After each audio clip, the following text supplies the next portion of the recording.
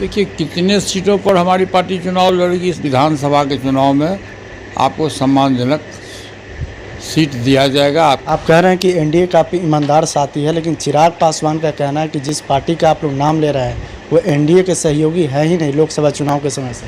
अब जो बात बीत गई उसकी चर्चा मत करिए, खासकर उनकी चर्चा मेरे सामने नहीं कीजिए। उनका दल अलग है, मेरा दल अलग है। नमस्कार, न्यूज़ फॉर नेशन देख रहे हैं आप। मैं हूँ आपके साथ धीरज सिंह।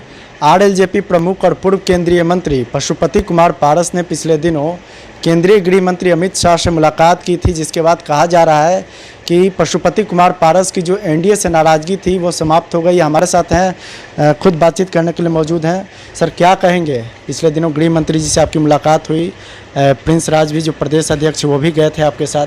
क्या आप मान के चला जाए कि एनडीए से जो नाराज़गी थी आपकी अब वो कम हो गई या समाप्त हो गई? नहीं, हमारी कोई नाराज़गी थी नहीं।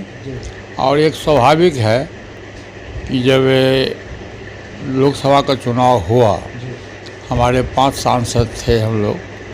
5 सांसद में बिना कुछ कहे हुए टिकट नहीं दिया गया, तो उस वक्त थोड़ी नाराज़गी हुई थी। लेकिन हम लोगों ने व्यक्तिगत हित को माइनस किया और राष्ट्र हित सर्वोपरि होता। राष्ट्र हित के कहते देश की पुकार थी कि आदरणीय प्रधानमंत्री नरेंद्र मोदी जी के नेतृत्व में तीसरी बार देश में सरकार बने।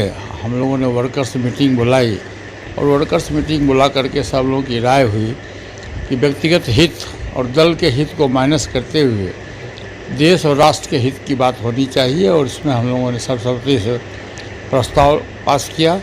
पूरे देश में जहाँ कहीं भी एनडीए गठबंधन के उम्मीदवार होंगे, हमारी पार्टी और हमारे पदाधिकारी पूरी ईमानदारी और पूरी मेहनत से हम एनडीए गठबंधन के लोगों को जिताने का प्रयास करेंगे। इसी के तहत हमारी मुलाकात हुई। हमारे यहाँ से एक सप्ताह पहले बिहार में नवनिर्वाचित भाजपा के प्रदेश अध्यक्ष आदरणीय दिलीप जायसवाल जी आए थे मेरे घर पर। उनसे मेरा पुराना रिश्ता शुरू से रहा है और घंटों भर हम लोगों ने बैठ के बात की। फिर जब मैं दिल्ली आया तो हमारी इच्छा हुई कि माननीय गृह मंत्री जी से भी मुलाकात की जाए, और हम लोगों ने समय मांगा और समय मिल गया। तो मैं और मेरे साथ में प्रदेश अध्यक्ष श्री प्रिंस राज पासवान जी, जो पूर्व सांसद भी हैं, हम दोनों आदमी जाके उनसे मिले और बहुत ही अच्छे वातावरण में उनसे मुलाकात हुई, बातें हुई और बहुत ही सौहार्दपूर्ण ढंग से बात हुई। और बिहार में जो भविष्य में विधानसभा का चुनाव है, अक्टूबर-नवंबर 2025 में जो चुनाव होने वाला है, उसकी का रूपरेखा क्या होगा और किस ढंग से बिहार में जो आने वाला समय है उसमें एनडीए गठबंधन की सरकार बनेगी, इस पर विस्तार से हम लोगों की बात हुई और बात बहुत ही सौहार्दपूर्ण वातावरण में हुई। लोकसभा चुनाव में आप लोगों ने बिना कोई किसी शर्त के समर्थन दिया था एनडीए को। अगले साल बिहार में विधानसभा चुनाव है। गृह मंत्री जी से क्या इस संबंध में भी बातचीत हुई कि क्या गठबंधन का स्वरूप रहेगा, कितने सीटों पर आपकी पार्टी चुनाव लड़ेगी अगले साल? देखिए, कितने सीटों पर हमारी पार्टी चुनाव लड़ेगी इस संबंध में हमारी कोई बात नहीं हुई। लेकिन माननीय गृह मंत्री जी से इतनी बात जरूर हुई कि विधानसभा के चुनाव में आपको सम्मानजनक सीट दिया जाएगा। आपकी आवश्यकता है सम्मानजनक। हम एनडीए गठबंधन का, मैंने कहा कि मैं एनडीए गठबंधन का ईमानदार सहयोगी हूँ।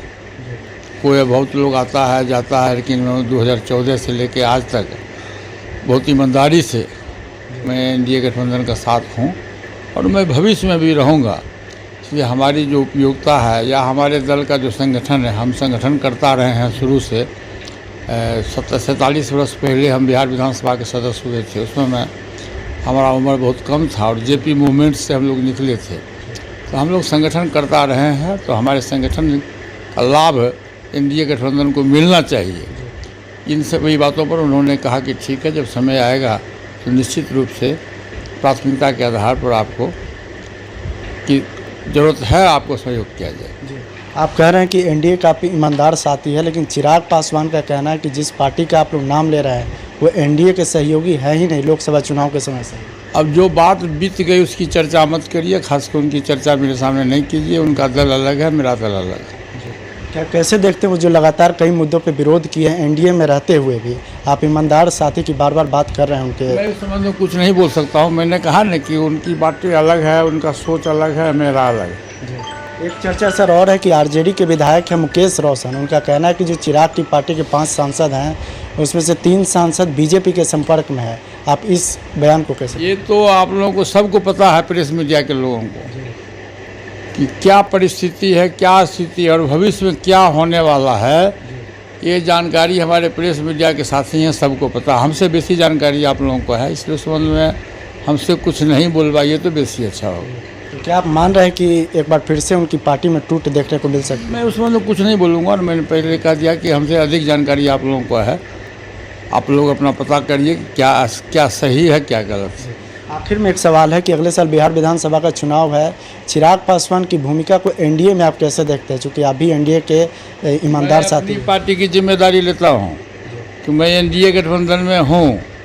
मैं पहले भी था, मैं आज भी हूँ, मैं भविष्य में भी रहूँगा और ईमानदारी के साथ मैं एनडीए गठबंधन के साथ बिहार विधानसभा का जो चुनाव 2025 में होने वाला है, हम लोग साथ में मिलकर चुनाव लड़ेंगे। तो बहुत बहुत धन्यवाद।